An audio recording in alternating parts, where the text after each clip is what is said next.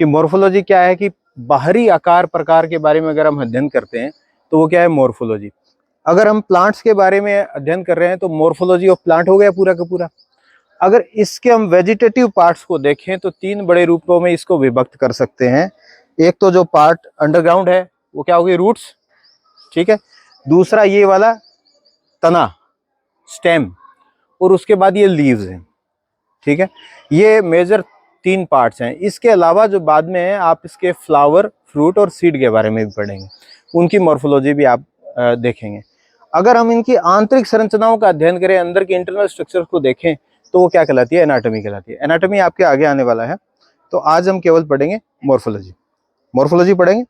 अच्छा, मॉर्फोलॉजी में सबसे पहले अगर हम रूट्स को लें, कोई भी रूट के बारे में अगर हम अध्ययन करना चाहें, तो मैं कोई छोटा सा पौधा आपके लिए उखाड़ता हूं, उसके बाद देखेंगे जरा। अब ये जैसे रूट है, ये अंडरग्राउंड है, ये रूट है ना। एक रूट आपको दिखाई देती है इस तरीके की, और दूसरा जो है ना, ये जो ग्रासेस हैं, इनमें आपको अलग तरीके की रूट्स आपको दिखाई देगी। दोनों में अंतर है, देखिए, ये दिख रही है ना। ये रूट कहलाती है टैप रूट, इसको मूसला जड़ बोलते हैं, ठीक है। ये टैप रूट है। और ये जो ग्रासेस में है, ये कौन सी है, फाइब्रस रूट, बिल्कुल फाइबर की तरह दिखाई दे रही है। तो ये कौन सी रूट होगी, और ये कौन सी होगी, फाइब्रस। अच्छा, टैप रूट की क्या विशेषता है, जो मेन है, इसके अलावा साइड में निकलती है लेटरल रूट्स। तो ये तो प्राइमरी रूट हो गई, और ये होगी सेकेंडरी, और सेकेंडरी से भी अगर कोई निकल रही है तो वो होगी टर्सरी। ये थोड़ा सा आप ध्यान रखें। अच्छा, रूट्स जो हैं, अगर ये भोजन का स्टोरेज करती हैं तो उसके हिसाब से अलग अलग हो सकती हैं, जैसे कि गाजर है, मूली है, शलजम है, ये सब क्या है, स्टोरेज करने वाली रूट्स हैं।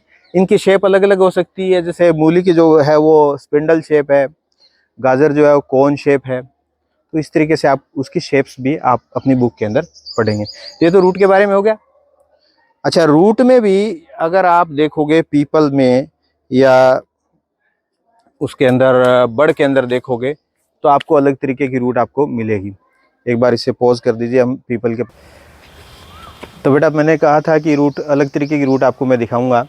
ये जो है ना, ये सारी की सारी रूट्स जो है, ये प्रोप रूट्स कहलाती है। बेसिकली ये क्या है, एडवेंटिशियस रूट्स हैं। एडवेंटिशियस रूट्स का हिंदी में बड़ा सुंदर नाम है, अपस्थानिक जड़। अपस्थानिक जड़ का मतलब ये है कि जिस स्थान से इनको निकलना होता है वहाँ से नहीं। ये तने के बिल्कुल बेस से निकलनी चाहिए थी, नहीं, ये दूसरे स्थान से निकल रही है। अपस्थान दूसरा स्थान हो गया ना, इसलिए इनको अपस्थानिक जड़ें बोलते हैं। और इन खास तरीके की इन जड़ों का जो नाम है वो प्रोप रूट नाम है। इसके अलावा आपने देखा होगा बाजरे में या फिर गन्ने के अंदर आप देखोगे, बिल्कुल जो तने का बेस है वहाँ से कुछ ऊपर से जड़ें निकल जाती है। जैसे यहाँ से निकलेगी, बिल्कुल यहीं से निकल के यूं नीचे चली जाती हैं। अगर ऐसी कंडीशन होती है तो उनको बोलते हैं स्टिल्ट रूट्स। स्टिल्ट रूट हो गई, क्लियर है इतना। पॉज कर दीजिए, अब तो जूम भी करना पड़ेगा बेटा, ठीक है। अब हम लीव्स के बारे में पढ़ने वाले हैं। पत्तियों के बारे में कुछ 2-3 चीज़ें हम देखने वाले हैं। पहले, सबसे पहले तो कि पत्तियाँ, पत्ती कहेंगे किसको, ये देखने वाली चीज़ है। ये देखिए, ये जो लीफ का जो बेस है ना, यहाँ देखिए, यहाँ पर एक कलिका है जिसको बड बोलते हैं। ये पेटियोल है, ये पूरी लीफ है। तो यहाँ जो निकला होगा ना, इसी को ही हम पूरा लीफ मानेंगे, ठीक है। तो ये लीफ के बारे में जस्ट जनरल जानकारी हो गई। आ जाइए, आ गया जी, यहाँ थोड़ा फेवरेबल नहीं है।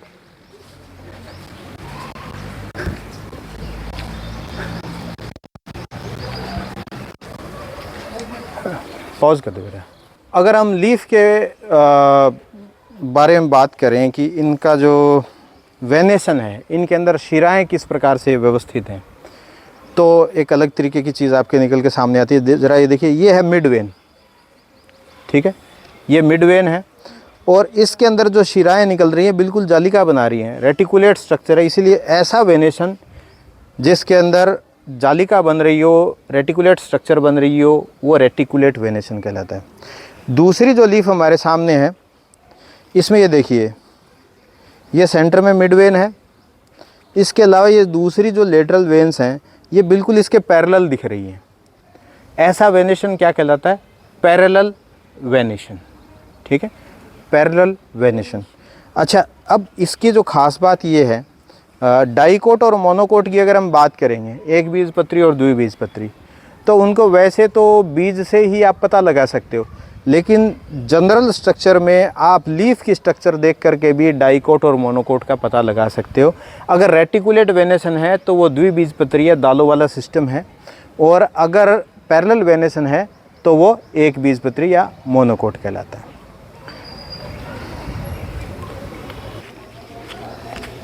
अब हम लीव्स का अरेंजमेंट देखेंगे कि पत्तियां तने के ऊपर किस प्रकार से व्यवस्थित हैं। ये जैसे तना आप देख रहे हैं, इस पर ये पत्तियां लगी हुई हैं एक ढंग से। यहाँ पर देखिए, या आप अगर इस पौधे में भी देखेंगे तो एक दूसरे के सामने लगी हुई है ना पत्तियां, इनको बोलेंगे अपोजिट। अगर ऐसा ना हो करके एक पत्ती यहाँ लगी होती, दूसरी यहाँ लगी होती, तीसरी यहाँ लगी होती, तो उसको हम बोलते अल्टरनेट। ठीक है, और अब दो चीज़ हमने देख लिया, एक तो क्या हुआ, अल्टरनेट, अपोजिट, दो देख लिए। तीसरी चीज़ यहाँ देखते हैं ज़रा, वो उस प्लांट के अंदर है।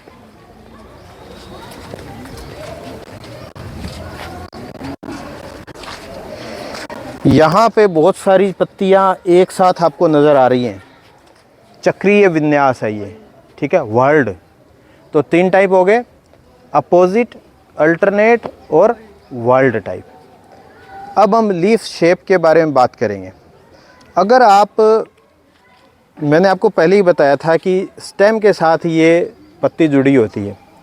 जहाँ पर वो कलिका होती है, एक्सिल होती है, बड होती है, वहीं से लीफ को हम काउंट करते हैं। ये जो लीफ है ये सिंपल लीफ कहलाती है।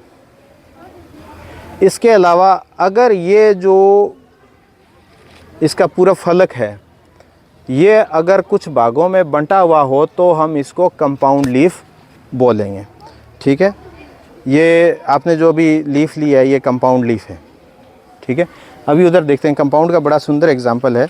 आ जाइए यहाँ पर, ये देखिए बेटा, ये लीफ है, ये लीफ कंपाउंड लीफ है। यहाँ देखिए, क्योंकि लीफ का जो अक्ष था वो ये यहाँ पर एक एक्सिल में लगी हुई थी बड, तो उसके बाद ये कंप्लीट लीफ है। और ये पूरा का पूरा ये वाला जो पार्ट है, ये मान के चलिए कि छोटे छोटे लीफ लेट के अंदर डिवाइड हो गया है, तो ये क्या है, कंपाउंड लीफ। ठीक है, तो कंपाउंड, ये सिंपल लीफ हो गई और ये कंपाउंड। और कंपाउंड में भी इसको क्या बोलते हैं इसको बोलते हैं पिन्नेटली कंपाउंड। पंख की तरह है ना, इसलिए इसको पिन्नेटली कंपाउंड।